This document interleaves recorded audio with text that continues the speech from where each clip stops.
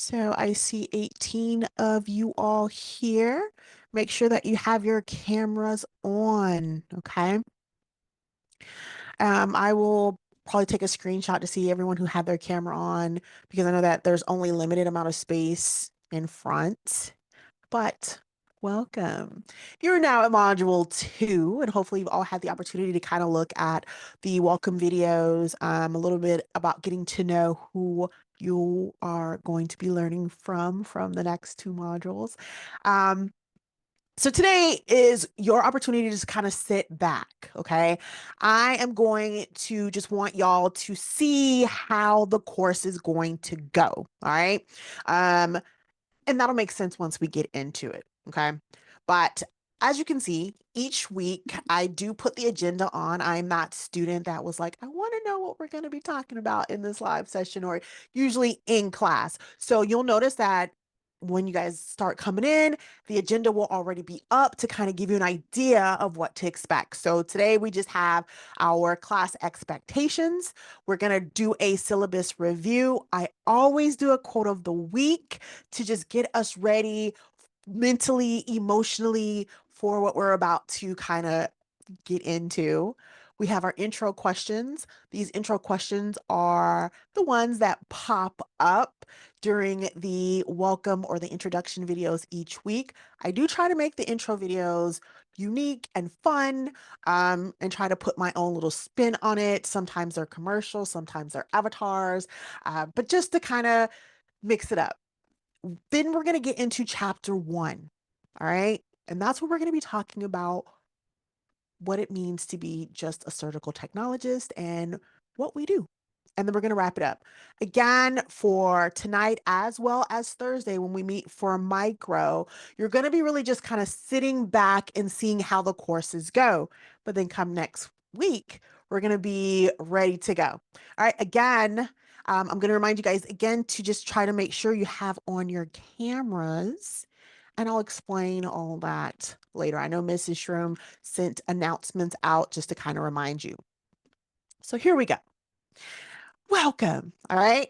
We have to go over some class expectations again. Make sure your camera's on. I'm going to sound like a broken record today and Thursday, so bear with me. For those of you who are watching the archives, make sure that you do that initial post by Friday. I put up a rubric just to make it a little bit easier so you'll know what to expect as far as grading wise.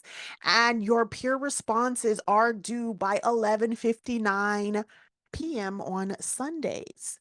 And that's so that you can receive full credit. Again, that's if you are not able to make it to the live session, or unfortunately, if you don't have your camera on at all during our meeting. Okay. With that, we have our modular dates. Again, I am that person that just has to know what's going on. So mark your calendars because of, as you see, Memorial Day observation, Monday that week, which is week 8, we won't be here. So what we do is we're going to make that class up after our Thursday class, and that's for everyone who can attend. Totally understand, but the archive will be up for you. And if you are not able to attend, then you would just have the discussion questions to complete for full credit. Okay, but these are the modular dates. If at any time something in the live session that I did not explain well, send me a message. We can link up in office hours. If office hours do not work for you, then we can kind of try to make it during the week. Full transparency, I do teach Monday through Thursday in the evenings. So if it's an evening time that works for you, just know that Friday is my only available evening.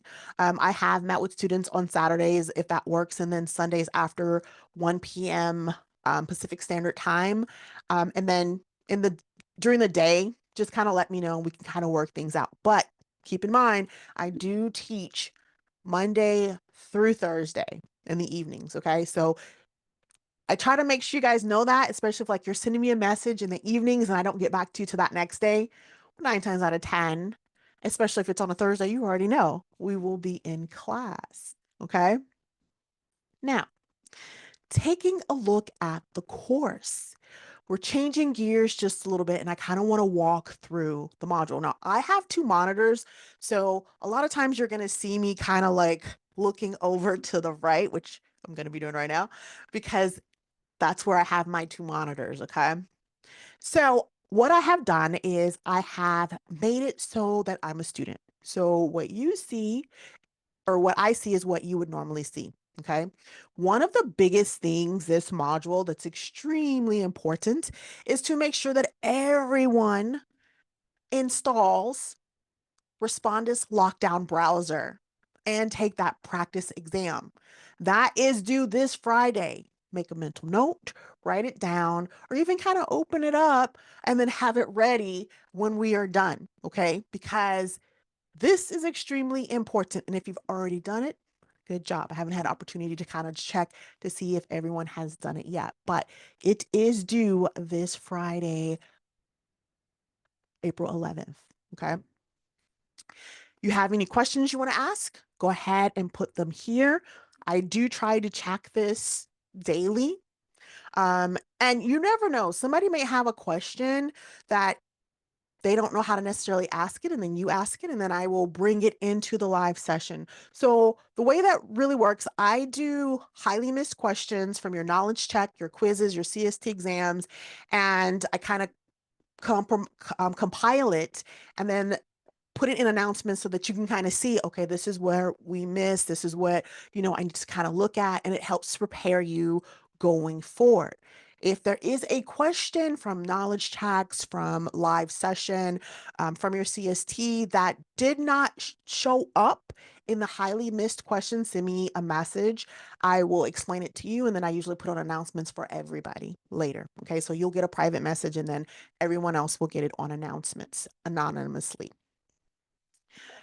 Before we even get into it, okay, again, office hours, you guys can text me.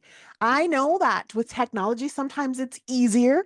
So my phone number is up here. Feel free to text me. If you are one of those that likes to email me. That works as well. Okay. Here are all your references that are going to be extremely helpful. When I do feedback, I get you to think outside the box, because as surgical techs, sometimes we are the MacGyver of the operating room. Once you get in there, you'll know exactly what I'm talking about. We have to know a lot of times 3 and 4 steps ahead of the surgeon, and we're going to show you how to get there. Okay. But with that, you have to be able to think outside the box, get into different resources to just help build up that toolbox. Okay. So here are the books that we will be utilizing in 200. I also have the book that you'll be utilizing in 210 over there. So just keep in mind, I try to keep them separated so you know which books go for what course. And then it's broken down, okay? Who am I becoming? We're going to talk about that tonight. You have your intros, again, your research, and you'll notice that in 210, because 9 times out of 10, we're not going to go in as in depth with 210 syllabus because we're doing it here. I do a lot of mini sessions because I understand that micro is sometimes very hard to kind of break down. So I'll do a mini session over a chapter, and then I'll bring it into our live session, different aspects that you will definitely see. So just keep in mind, we have one chapter. In micro, sometimes there's 2, sometimes there's 3. And what I'll normally do is put that mini session right underneath the PowerPoint for that course. Okay.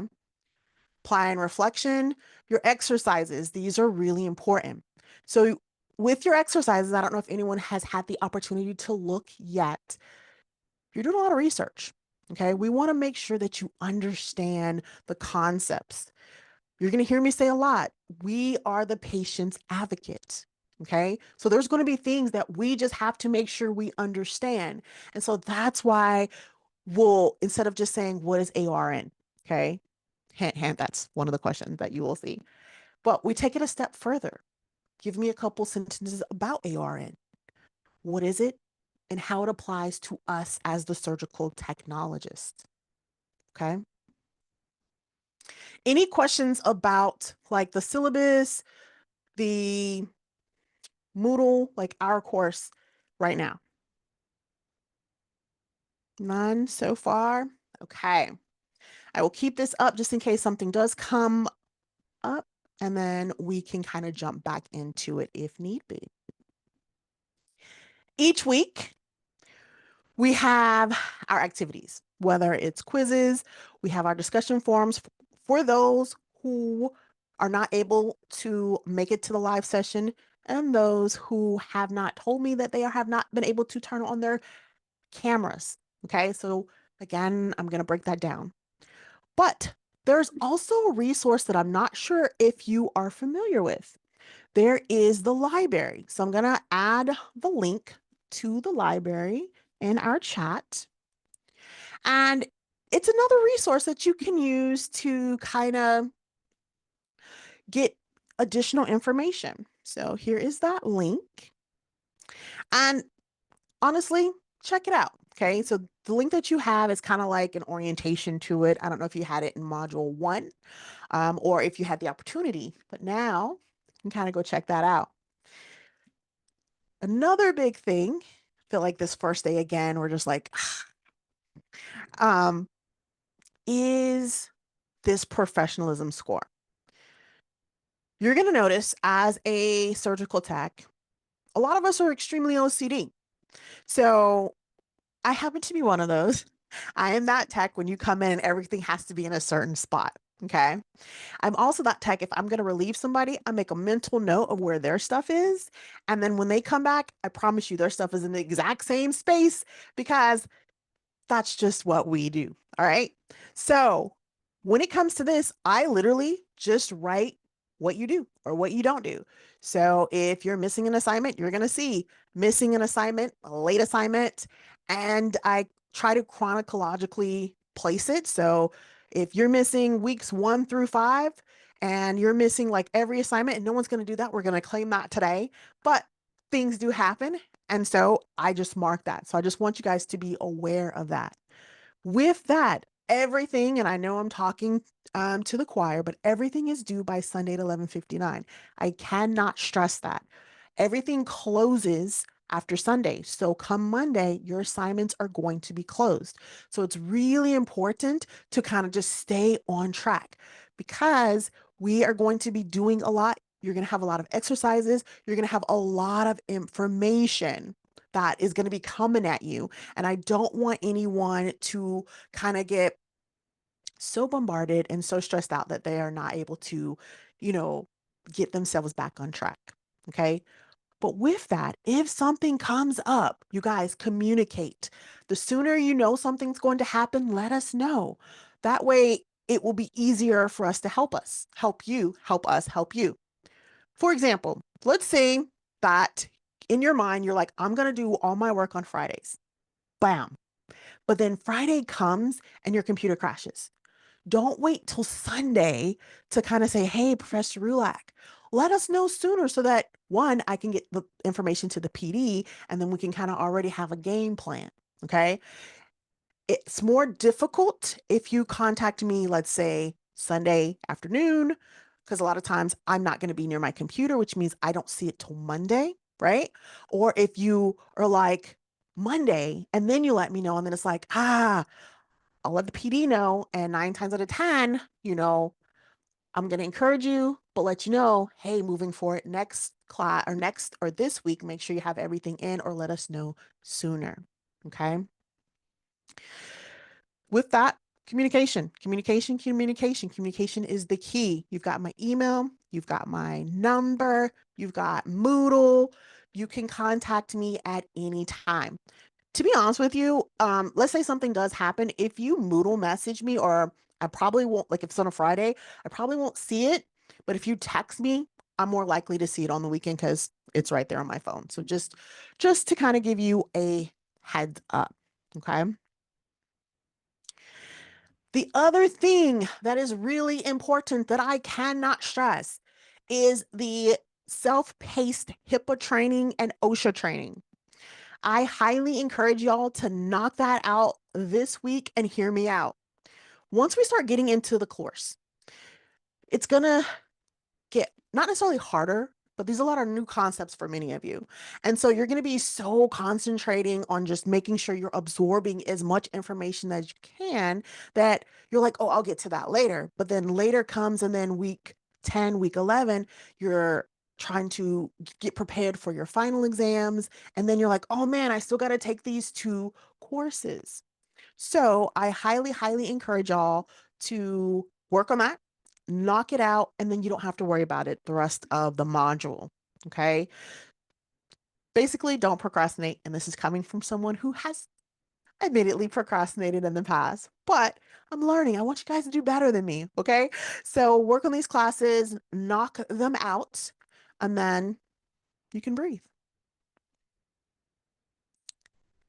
I mentioned that each week I do a quote of the week. And I always start ST200 with this one. The only person standing in your way is you. Now, as a surgical tech student, your greatest challenge, it's not the material. It's overcoming self-doubt. Mastering skills like sterile technique or instrument handling may seem extremely daunting at first. But the real obstacle is often the story we tell ourselves about, oh, I'm not going to be able to do it. I can't succeed. This isn't for me. But in the operating room, your confidence and precision will save lives. I cannot stress this to you enough. To prepare, you have to push past that fear and those excuses, which is not easy. I get it. Success is not about perfection. It's about perseverance. Believe in your ability to grow. Step aside from that self-doubt. Every step forward will bring you closer to becoming the surgical technologist that you are meant to be. Now, granted, I've been doing this for a minute, but I started right where you were. My very first case, I was extremely nervous. For a fact, I think I almost passed out. And my very first case was a circumcision. Okay, so that happened. And it wasn't even the case. It was just like, this is really happening. Like, I'm actually here. Right. And then I went off and did all kinds of crazy cases. But it started at that first case where I had to take a deep breath, walk in there, get the jitters out, and do what I needed to do. And you all will be there too. Quick question. Question regarding the OSHA. I have completed the first part and I got a certificate of completion. Do we need to send the certification to the school? You do not. It goes automatically to where it needs. Like I get a copy automatically. I haven't checked my emails, but I get a copy automatically at like it just goes where it needs to go. But that is a great question. You'll also notice I will be sending out emails to everyone that does complete it early. That's just something that I do personally to let you know. I've noticed that you've completed, but it's when you complete both. Because if I don't, then I'll kind of be like, so once you complete both, then it's kind of like I'll send you an email letting you know I got it. Okay. But great question. Okay. Now, each week in the introduction videos, you're going to find 3 questions designed really to kind of help really prepare you for the upcoming live sessions. Sometimes we'll discuss all the questions. Sometimes we'll focus just on one, or sometimes we'll focus on 2. Now, this week, before diving into the course content, I'm curious, what qualities, and this is rhetorical, just so you guys know, remember this is week 1, so you're just sitting back, okay? What qualities do you believe are the most important for a surgical technologist? I want you to think about, as you're reflecting, how the role of surgical technologists extends beyond the technical skills. Think about the values and the attributes of a successful, what you're imagining as a surgical technologist, and how it shapes and becoming a part of the surgical team. Now, I already saw attention to detail, which is extremely important. When I'm in the lab, that is one of the first things that I'm looking at. I'm also looking at how you're moving. Okay. We are huge multitaskers, and how you are dealing with your coworkers. And I love this attention to detail, multitasking, professional behavior, being a professional. That's what we are. You're going to be standing next to neurosurgeons, general surgeons, orthopedic surgeons, PAs, first assistants, other surgical technologists, nurses. We all have a level of professionalism that are envious to a lot of the hospitals. And you'll know once you get there what I'm saying. And I love this. You're helping saving lives. Communication is the key. This is how patients get hurt. Okay. When communication fails, we are the patient's advocate. And I love this. Keep it coming. Keep this energy the entire module because it's going to help you.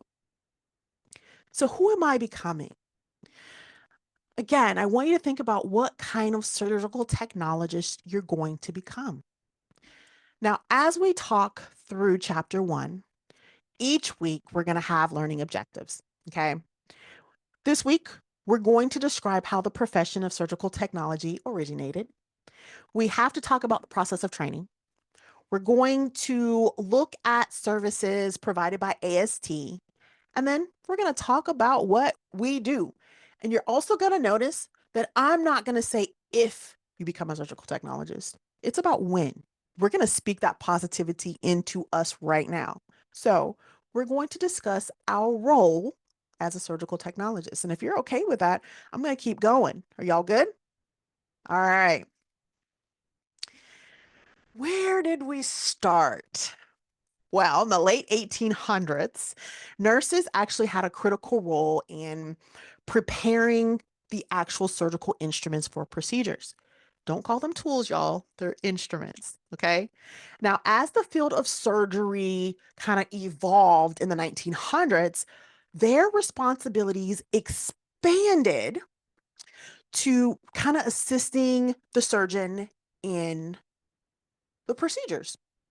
One of their key roles at that point was administering ether. Now, ether was used as an antiseptic because they didn't have what we have today. So just keep that in mind. They were trying to keep the patient unconscious during surgery, so they used ether. Ether is extremely volatile and flammable. It's a liquid, but it was one of the first effective anesthesia options available at the time. As surgical techniques and medical practices advanced, thank goodness, the role of healthcare professionals, including nurses and surgical techs, became just a little bit more specialized. Now, from the 1920s to the 1940s, the role was similar to the circulator, and they instructed student nurses in education. So hear me when I say that. We started off as circulators and they started off as the scrub techs. Okay. Now, before World War II, nurses typically again fulfilled the role of the surgical technologist. Their duties, getting instruments ready, assessing with procedures, giving that ether, but their role was often limited as the profession of surgical technology hadn't really been formalized at that time. After World War II, there was a shortage of operating room nurses, and that led to the rise of the surgical technology profession. It all started with military corpsmen, and if you have the opportunity to get to know me, you know I started off as a military corpsman. And we are trained to assist the surgeon in fast paced, high pressured battlefield settings. That's how we're trained. Um, I had the opportunity to also get trained with the Marines, so it was a little bit different. Like I had the surgical tech training and I trained with the Marines. Okay. Now, when those particular corpsmen returned home, their skills were in high demand in hospitals. I mean, like, think about it. Their scope of practice, it's them, their surgeon, and we are taught to suture. We are taught to cut. We are drilling. We're doing a lot more than what civilians are doing. So, of course, when they came back, they're like, we want you. Okay. In the 1960s, formal training programs for surgical technologists began, and the organizations like AST and NBST S&A were created to kind of standardize education and certification. Because keep in mind, some people were trained one way, some people were trained a different way, so it was a way to make it standard. Does that make sense before we move on? Yep. Okay. Now, today, we as surgical technologists are extremely important members of the operating room team. Yes, we're handling instruments. Yes, we're maintaining sterile fields, but we're also ensuring patient safety. Our role has evolved from the battlefield to modern healthcare. So think about that for a second. Now, the Korean War again saw a shortage of nurses in the United States hospitals. But here's why. During the Korean War, the US experienced a lot of nurses in hospitals not being there. So, what they did is they grabbed those corpsmen and they had them circulating, managing the equipment, assisting with patient care. Meanwhile, the registered nurses took on that scrub role, where again, they were the ones at the table with the surgeon, handing instruments and being that assistant. The shift helped lay the foundation for the surgical technology profession. As corpsmen gained more specialized roles in the operating room, their training was evolved. And this is what we, as the modern surgical technologists, rely on today. Now, corpsmen now circulate in the operating room and the RN scrubbed. Now, keep in mind, it's going to flip. In the military, we still do both. So, just so you know, I trained to circulate as well as scrub. Okay. In the civilian sector, we primarily scrub. But that doesn't mean that you won't at some point be needed to help in the circulatory role, especially if you are what we call a floater, meaning someone that's not necessarily assigned to a room yet. Then you kind of go around and help. Now, formal operating room technology training began in 1968. The title, operating room technologist, changed to surgical technologist when the Association of Surgical Technologists, or AST, was established. In 1970, the first certifying exam was administered. In 1973, the AORT became AST, and certified technician became certified surgical technologist, or CST. Now, AORT, someone should be thinking, what does that mean? It is the Association of Operating Room Technicians, which was formed by the AORN in 1968. Now, we have different roles, okay? You have your script role. We're sterile, we're scrubbed, we're gowned, we are participating in the surgery. We're delivering direct surgical care. As the scrub, we're preparing the sterile field. We are preparing and passing instruments and supplies. We hand medications and equipment during surgery. We also protect and maintain the sterile field. Our circulator, they're important too, trust and believe, but they are the non-sterile team member. You may see that somewhere again. Now, the ST shares some but not all responsibilities of the RN, and that's going to vary by state. So, depending on if you're in Florida or if you're in California, Utah, you just have to kind of know the rules. Okay. But the task could include delivering, preparing non sterile equipment, just passing stuff up to the field, opening sterile supplies, giving it to the sterile scrub, assisting in transferring and positioning the patient. Sometimes it's performing urinary catheterization, but that's going to be state-wise. Again, in the military, that was some of our requirements. Like we had to know how to prep IV, do catheterization. We had to surgically skin prep. The circulator is a non-sterile team member. So keep that in mind. Okay. You're going to see this video again in the beginning of module 3. Okay. But what I want you to do is take a look at the video. And I want you to just look and see what is incorrect. And this is without training, just with your naked eye, just kind of look and see. Now, keep in mind, you are going to see this video again the very first day in module 3. But I want you to tell me what you think about what you saw. So let's take a look.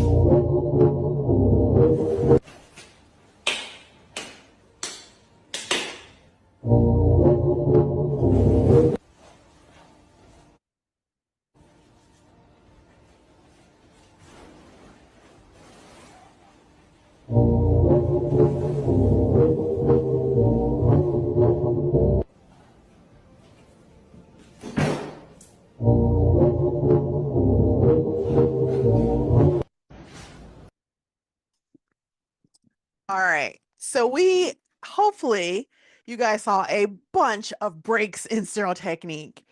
And granted, I know that this is extremely exaggerated. However, you will be surprised at a new med student or a new nurse coming in and almost making some of those same mistakes. Keep in mind, we are the subject matter expert, believe it or not, when it comes to sterile technique and aseptic technique. Okay. And I love how bare hands, you don't blow in the gloves. Like, how is that sterile, right? He put the instrument back on the table instead of disposing of it. No gloves, again, blowing in it, cross contamination, dropping an entire unsterile bottle on this individual's field.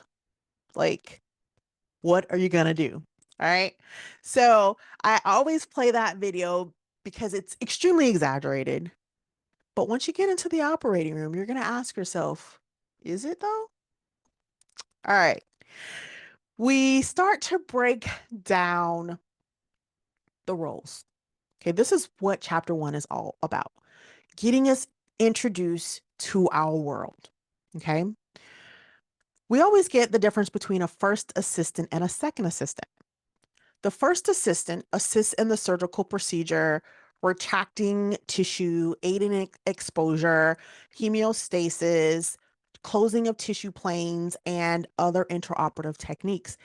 And if a lot of these terms I'm saying that you're not familiar with, make sure you stop me, okay? The second assistant can maintain retraction on tissues, okay? They can. They're maintaining a dry surgical site. They may have the suction in their hand. They may have a Raytex or a laparotomy sponge. They're just sponges that we use in the operating room, and they could be wiping the sterile field for visualization. If the surgeon can't see, the case can't go. So I'm always, when I'm scrubbed in, if if I can't see what's going on, I know for a fact my surgeon can't. So I'm going to make sure that they have what they need. Okay. First assist works closely with the surgeon. Their main tasks include holding back tissue. So they may have what we call a retractor, and a retractor just does that. It retracts the skin. So it's pulling away, okay, giving that surgeon visual look inside of the sterile field or the wound. So when we talk about the sterile field, I want you to know that the sterile field is the body part we're working on. Okay. That is your surgical site where we're working. So if it's the abdomen is the surgical site. If it's the shoulder is the surgical site. Okay. The second assist helps with, like, again, holding instruments, devices, keeping the surgical site clean and dry. They may also help with things like wound dressings and cutting sutures. We have what's called emergency duty or being on call. This involves being available for urgent surgeries, often, again, on call, where we'll assist with procedures that need immediate attention. We, as surgical techs, we have to be prepared to respond quickly and effectively in high pressure situations. A lot of times when we're on call, you have to be within like 30 minutes of getting to the hospital. That's the typical from when I'm on call. I have to just make sure, like, if you live, let's say 45 minutes away, you kind of put in a note, let me know at a certain time because I live this far away. Okay. I always try to work close to where I'm at so that it's not too far from where I need to go. Your instrumentation specialists, they are the ones that focus on highly skilled maintenance, preparation. They're looking at the instruments, making sure that they're functioning correctly and everything's organized before the surgery. We do patient care sometimes where it's more of like comfort. Okay. If you are a runner or, like I mentioned before, a floater, a lot of times you may be walking the family members back to recovery or PACU where they're going to wait for their family members. Um, Sometimes you can assist in patient positioning if you have a big neuro case. Okay. A lot of times I would set up for my case, break scrub, and then help with positioning and then scrub back in. There is a lot of leadership and management positions as surgical technologists. Some of you may become a lead tech. You may, let's say, Diana may be in charge of orthopedics. By the way, I love ortho. So Jessica may be in charge of general surgery. You may have Josh, who is in charge of hearts, like the lead tech in hearts. So you will become that person where you're the one really working with scheduling these crazy cases. Like, let's say they know there's a transplant, okay, heart transplant. Josh is gonna talk with the team. They're gonna have everything set up, make sure that everything that the surgeon needs is available. Okay. Um, April may be in charge of ENT and they're going to have a huge cochlear implant or some other type of ear surgery that may have only been done once in the county before. Trust me, it happens. I've been there where the lead tech was like, Teresa, you're going to do this case. And I'm like, okay, how many times have we done it? This will be the second time. Woo. And it happens. Okay. So just know that. Um, a lot of times we do become preceptors, okay, where you're going to get that experience under your belt and then you're going to help and train and be that mentor for a new surgical technologist. So now we're speaking it into existence and you are already in the field. All right. You're already doing some of this right now when it comes to training and certification. We know that we have to obtain training through some type of program. Okay. The recommendation is a 2-year program associate's degree. Check, check. We're doing that now. With NBSTNA, you have to meet eligibility requirements. You're going to be doing it. Certified surgical technologist, you're going to get it. See how I'm doing it? We're speaking it into existence. You have to complete that competency training. We're going to get you ready so that when you go to take that certification, you're confident and you're able to go and ace it. But why is it so important? I'm going to ask this to you all, kind of breaking out of it a little bit. Granted, I know that I said you guys are going to sit back, but I'm curious. Why do you feel the certification is important? And there's no wrong answers, just so you know. To prove that you're competent. Because you're legally allowed to do something. Okay, I like it. It looks good Because on you your had the resume. training. It looks good on your resume. It also, and these are all excellent answers, it also shows that you have an understanding of the principles of surgical technology. It's like if you have two people, okay, and I'm going to say myself as the not certified, even though I am, and we'll say let's see, let me grab someone. We'll say Samantha. So Samantha has her CST. I don't. We're both coming in. We have the same amount of experience. She's been attacked 25 years. I've been attacked 25 years, right? We have both scrubbed every service, right? But she's certified and I'm not. Which one do you think they're going to look at? Me or Samantha? Mind you, I may have an amazing resume. We're matching. Exactly. They're going to look at Samantha. Okay. So CST is the designation, just so you know, like once you guys get it, you'll put CST at the end and we're going to set you up. Okay. For success. We look at graduates of KHEP. So you must have completed a surgical technology program that is accredited by either KHEP or ABHIS. You should either be a certified surgical technologist now or have been in the past. You guys will get it. Okay. And if you've graduated from a military surgical tech program like myself or were once certified, but your membership expired, you can requalify. So just keep that in mind. Um, some of the things that as you guys get closer to graduation, you'll have to have proof of graduation. You can take the exam before graduating, but your results won't be released until you show proof of graduation. Again, we're going to get you ready. We're going to have you so excited, believe it or not, ready to take that exam. Okay. The other thing that we have is a lot of continuing education. Each year, and I know this is further down the road, but each year we used to be able to do every 4 years, which I loved because then I didn't have to really stress, but they switched to 2 years. And so we have to have 30 CEUs of just like non-live and then 4 live CEUs to just maintain our certification. And I know why they did it because with 4 years, so much has happened with technology, right? So many things are changing.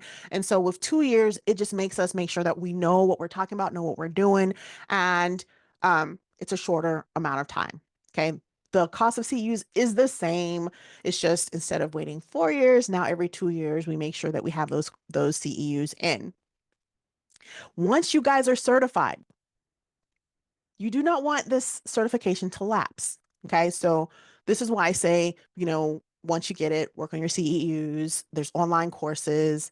There's also AST professional journals that sometimes they can get mailed out. With technology, you can go onto AST and kind of look at them. And I think I'm going to share some with you guys this module. There's also professional organizations. The chapter wants you to know, make sure you read up on these professional organizations. Why? Because your exercise is going to ask you to not only name it, but tell me a little bit about it. And this is really going to help as you go forward in your career. This is not just for this module, it's a stepping stone. Okay, so make sure you have a good understanding of these professional organizations. And there are tons of career opportunities for us. Of course, there's hospitals. I like outpatient surgery centers, and I'm going to explain to you really quick why. With the outpatient surgery center, there's a little bit more autonomy. I was in orthopedic surgery center. Granted, I do spend more time at the hospital, but at the orthopedic surgery center, depending on my surgeon, I was blessed enough to work with a orthopod that was Navy. Of course, I was Navy. So I still got to do a lot of the things that I did in the Navy, i.e. suturing, drilling, different things. Okay. But that's my comfortability. And we also have to think about scope of practice and where you're at. Okay. My particular surgeon was okay, actually encouraged me to go ahead and do these things with him. But at the hospital, it's a little bit slower. I was at a teaching hospital, which makes a bigger difference as well, a children's hospital. And it's going to be a little bit different. I prefer fast paced. For a fact, when I'm at the hospital, I do trauma. So I work evenings because I, again, like that fast pace, something about me. I don't know. You guys can get into specialty. I mentioned the specialties earlier: cardiology, plastics, ENT, neuro. Traveling tech is a really good option as well if you like to travel. They get paid pretty well, but keep in mind they do usually ask for at least a year of experience. So there is that. I have noticed that a lot of techs have gone into medical devices and sales and support, which is another awesome way to kind of stay in the field and be with all the nuance of what's going on in our field. And then, of course, education and training. Tons of careers for us. Again, you can see everything that's on the slide. Okay. Tons and tons and tons of things that you guys can do. You will be able to do once you get out. Now, as a professional, your attitude, behavior shows accountability. We talk about honesty and ethics and respect for others. There are going to be cases that may be tough. These qualities are just as important as the skills and knowledge that you learn as a surgical technologist. We are highly respected in society. Patients, their families, others trust healthcare workers to provide quality of care. And that's what we do as surgical technologists. I cannot stress, public trust is so important because it creates that foundation for open communication between the patients and healthcare professionals. Now, we look at the code, the AST Code of Ethics. The AST Code of Ethics is on their website at ast.org. So it kind of breaks it down a little bit more if you're kind of interested in what it's about. So again, it's the AST Code of Ethics and it's on www.ast.org.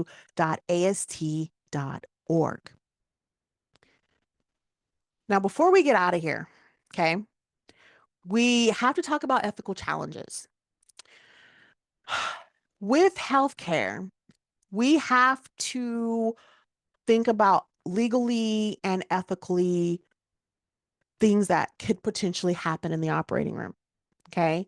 Sometimes there's a refusal to perform a assigned task. We have the right, just so you know, to do that. We can say no to a task that we're assigned to if we don't feel it to be something that aligns with us. True story. At the children's hospital, and of course, I'm going to keep it blank because you never know who knows who, right? So at the children's hospital, we had a couple techs that refused to do a particular case. I was scrubbed into a different case, so I'm just listening. And the case had to do with a minor and the parents wanting to have surgery done on the child because they felt that the child had not developed yet. Now, this a child that was like 15 years old. So there was a lot of texts that were like, no, no, and no. And eventually the case was canceled for whatever reason. But you can say no to a task. Okay. There's also refusal to work with a specific individual. Although this is something that we don't tend to publicize or really want because you want to be able to work with anyone because at the end of the day, it's about the patient. But a healthcare worker can choose not to work with a certain person. I've also seen this. I've seen surgeons refuse to work with certain techs. I've seen techs refuse to work with certain surgeons and vice versa. Surgeons refusing to work with certain anesthesiologists. It does happen. But think of it this way. If you put two individuals together that don't mesh well, at the end of the day, who suffers? So all of that comes into play. Okay. Now, I'm not a Grey's Anatomy fan because I feel like it's not always correct, but they do have really good concepts that go along with what we're talking about. Again, ethical dilemmas in medical settings can be complex and very thought-provoking. We're going to take a look at this video. It's about 3 minutes long, and some of you may have seen it, especially if you're a Grey's Anatomy fan. And some of you may not have, but it takes you through different types of dilemmas that could potentially sprinkle down into the operating room. So let's take a look. My mother used to say this about residency. It takes a year to learn how to cut. It takes a lifetime to learn not to. I'm up. I'm here.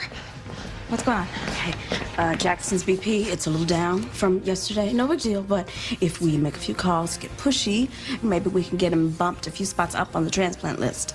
Dr. Bailey, you paged me 911 at 2:30 in the morning to chat?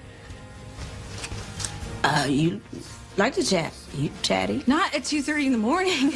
Look, he's young. He's near the top of the list. UNOS will find him his organs when they find him his organs, and God knows that staying up all night chatting about it is not gonna help. I'll go get some sleep. I suggest you do the same. He's running out of time. They always are. Welcome to Peds. Of all of the tools on the surgical tray, sound judgment is the trickiest one to master. And without it, we're all just toddlers running around with 10 blades. You're upset. I don't get upset with patients. You're mad at me for killing those women. I get that. Would you feel differently if you knew that I was beaten as a child? Every day. It's how I learned to read. I used to hide under the sink and sound out the letters on the detergent box. Is that true? Did it make you feel better? Whatever helps you sleep at night, Dr. Gray. Did you do something bad? Traffic violation.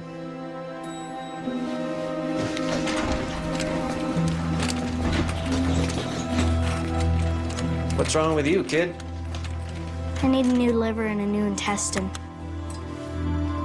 Yeah? You want mine?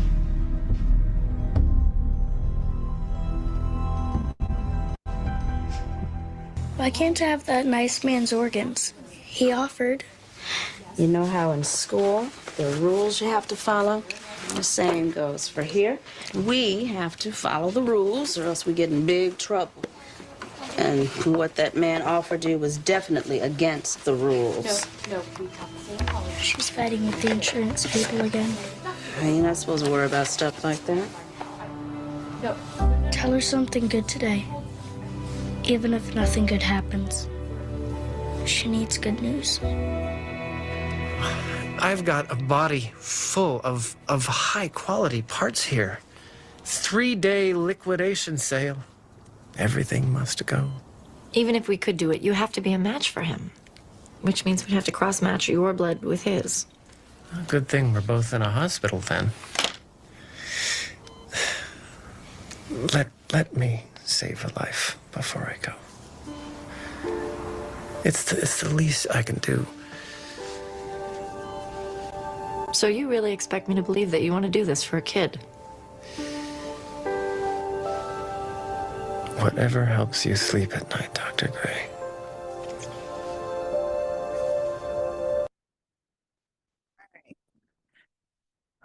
All right, so I show this video for a lot of different reasons. At one of the summits, we had a surgeon, and we would always ask, what is something that you would kind of encourage young surgical technologists to know, or something that you just want them to know? And I was taken back by, it was an oral maxillofacial surgeon, and he said that a lot of times when we're in the operating room, it kind of gave me perspective. A lot of times we're in the operating room, we have this case, right? We're doing our case, we're handing our instruments. Once the case is done, we're kind of done with that case, right? But our surgeons, they are taking it to the next level. They have been with the patient. Let's say that the patient gets a prognosis that is not good, okay? They don't have the, I guess, luxury of once the case is done, it's done, right? A lot of times they are still dealing. We've had cases where, the surgeon may have been just like not in the best mood. And he explained it is not personal. A lot of times we know a lot more of what's going on with that particular case. And so trying to just give you guys perspective as you get ready to kind of go on this journey. Okay. We have now come to the end of our very first live session. Now, moving forward, we're going to be doing cahoots. We're going to be doing different type of activities. I've even incorporated escape rooms to kind of mix it up a little bit. All right. And this is in both 200 and 210. I know that, especially in micro, it can be a little bit harder to understand, but I can tell you with the last module, the majority of everyone did pretty well, especially on their final. I think that was the highest final. Mostly everyone was in the 90s. Okay, so just kind of give you an idea. We're going to make sure you understand this information and that you're going to be successful on that CST exam. With that, I'm going to share a CST kind of week 1 questions with you guys. And what you'll notice is that I'm going to be doing that a lot. These are just ancillary resources to help really build up your confidence. Once we go through the information and I'm going to ask, do you have a good grasp? And if you don't, I'm going to take my time to make sure that everyone is on the same page. The other thing that I want to encourage you is to get to know each other. Believe it or not, I am an introvert. However, when I was in surgical technology school, I have friends from 2000 when I graduated that are still some of my closest friends today. And that's because we kind of helped each other cope with everything we're going through with life, with school, you name it. So I highly encourage you guys to build relations, okay? Now, what do we cover today? But before we get into that, for those of you that are watching the archive, what is the last day of the module, date and day? How does the role of a surgical tech extend beyond technical skills? And how can the values and attributes of successful surgical technologists shape their or our contribution to our team? Quote of the week, I definitely resonate with. The only person standing in your way is you. Remember that we looked at our role as a surgical tech. We looked at training. We talked about services provided, different places that we can work with. You know that you have to make sure you understand those associations because you will see them on your exercise. Again, I want to welcome you to ST200. How are y'all feeling before we get out? Feeling okay? Good? All right. I'm excited. We have 11 weeks. We're going to do this, but please, y'all, feel free to ask questions. You're not in this alone. Okay. I usually sing this. Some of you may gonna get on. You guys I'm gonna get on your nerves, but that's okay. I just want you to know you are not alone. So whenever you think, just know you're not alone. Okay. With that, if there is nothing else, I do want to wish you guys a wonderful evening. Have a fantastic rest of your day. And I look forward to seeing everyone who can attend Thursday's live session of ST210. Good night, everybody. Good night. Thank you. Thank you. You're Thank welcome. you. I had a question that might probably Yes. be a repeat. I'm so sorry, I was a few minutes late. For Okay. our cameras, what is the policy for class? Excellent question. So here is the policy. The policy states, and I'm going to keep this recorded for those who are watching, that your camera has to be on. Now, if you send me a message, let's say there is a reason why like it just can't happen, just email me or text me before the class. Okay. Because I get it. All right. So just make sure that you kind of just message me and then I can put in a note. So that like when it comes up on your professionalism, it'll be like, we talked about blah, blah, blah. Otherwise, if you do not have on your camera, then the expectation is for you to complete those 3 questions and answer those in the discussion forum along with the individuals that aren't here with us. Okay, so for tonight, because I have an ear infection, my face is not pretty Yeah, at just all. do me a favor and just send me a message to remind me because Okay. I'm getting old. I mean, wise. Getting old, wise. Very true. And that's for Okay. everybody, y'all. Everybody. So everybody tonight, if there was a reason, just let me know. And that way I can document everything. Okay. Thank you. And I can also You're attach my welcome. doctor's note. So thank you. You're welcome. And then any other questions? I have one person that has a question. So you guys are done for the rest of the day. I did have Let a me question. stop the recording.